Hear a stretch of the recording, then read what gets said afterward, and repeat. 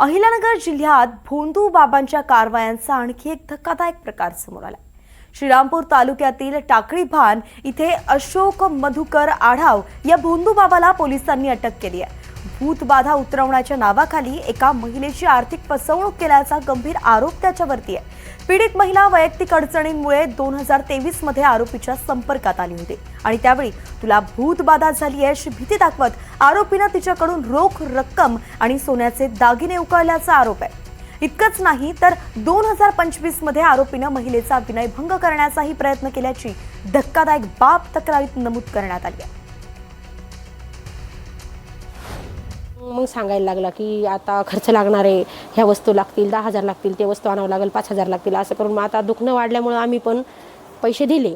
असं करत करत त्यांनी 3 वर्ष घालवले माझे त्याच्यामध्ये एवढे पैसे खाल्ले। त्याच्यानंतर म्हणे इथं हा विधी करावं लागेल, कार्यक्रम करावं लागेल, सोनं लागेल, कपडा लत्ता लागेल, त्यांच्या त्या पण मागण्या आम्ही पूर्ण केल्या आणि एवढं सगळं करून पैसे वगैरे सगळे लुटून बसल्यानंतर मग तुझ्या घरी येऊन काम करावं लागलं असं बोलायला लागला। म्हटलं ठीक आहे, घरी येऊन पण 1-2 वेळेस कामं केले।